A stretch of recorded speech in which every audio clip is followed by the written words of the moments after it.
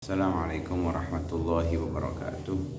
Bismillah, alhamdulillah, wassalatu wassalamu ala rasulillah Sayyidina maulana Muhammad bin Abdillah wa ala alihi wa sahbihi wa man walah wa la hawla wa la quwata illa billah.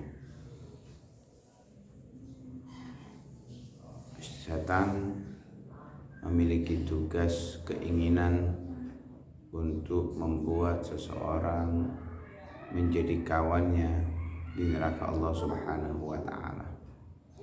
Dan itu sudah menjadi permintaan setan kepada Allah Subhanahu wa taala ketika Allah melaknat mereka untuk diberi kesempatan mengganggu hamba-hamba Allah Subhanahu wa taala, menemani mereka.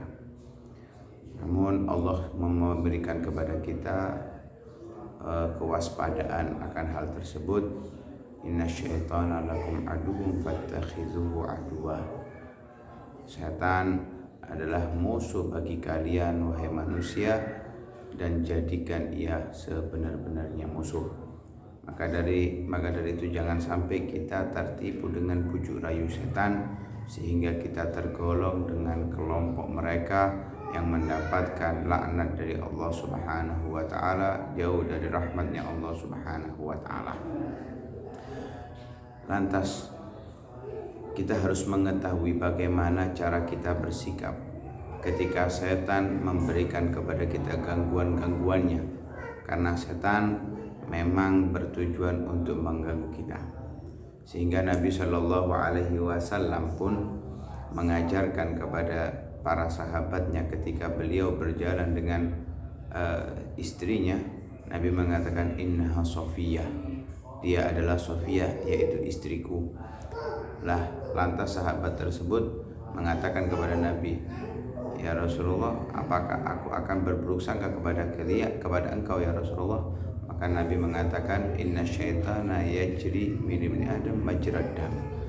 Setan itu membujuk manusia melalui jalur darah. Artinya setan mudah untuk menipu kita, untuk membujuk kita agar menjadi orang-orang yang berbuat dosa dan berbuat salah. Sehingga Al-Imam Al-Ghazali menjelaskan di dalam kitab Ihya Ulumuddin tentang pintu-pintu bagaimana setan merayu membujuk manusia agar mengikuti jalan yang ia inginkan dan menjadi kelompok yang ia harapkan, sehingga bersama ia kelak di neraka Allah Subhanahu wa taala. Na'udzubillah min dzalik. Itu akan kita bahas satu persatu tentang pintu-pintu setan yang membuat manusia tertipu di dalamnya. Di antaranya yang pertama adalah al-ghadab wa syahwah, marah, emosi, dan syahwat. Emosi itu akan menutup akal manusia, dan ketika akal manusia itu sudah mulai melemah, setan akan menguasainya.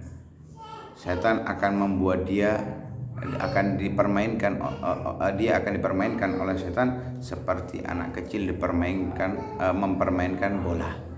Jadi kita seperti bola yang dipermainkan oleh anak kecil, ditendang kemana, tendang ke sini, ke sana, dan yang lain sebagainya.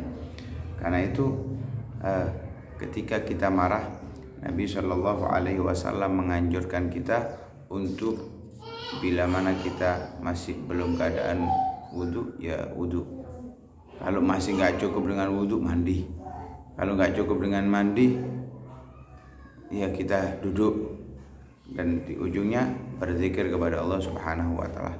Juga disarankan oleh para ulama ketika kita marah agar tidak terganggu dengan bujuk rayu setan, maka coba kita berkaca ketika kita marah. Wajah kita apakah mengenakkan atau tidak. Karena itu kenapa kok kita dianjurkan untuk wudhu atau mandi? Karena setan itu terbuat dari api, dan api itu akan bisa padam dengan air. Marah juga menjadi apa yang dilarang oleh Nabi Shallallahu Alaihi Wasallam ketika ada satu sahabatnya meminta saran dan wasiat. Ausini ya Rasulullah. Rasulullah menjawab, la taghdab. Dan itu diulang berulang kali, Nabi pun mengatakan la taghdab. Kemudian yang kedua adalah syahwat. Syahwat Yang dimaksud adalah keinginan, haus untuk mendapatkan sesuatu.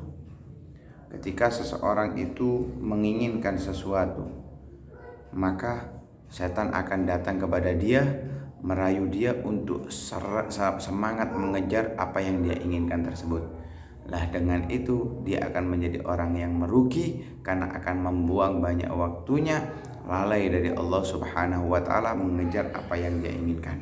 Nah, ini pintu yang pertama daripada pintu-pintu setan akan merayu manusia untuk menjerumuskan manusia ke jalan yang tidak diridhoi oleh Allah Subhanahu wa taala.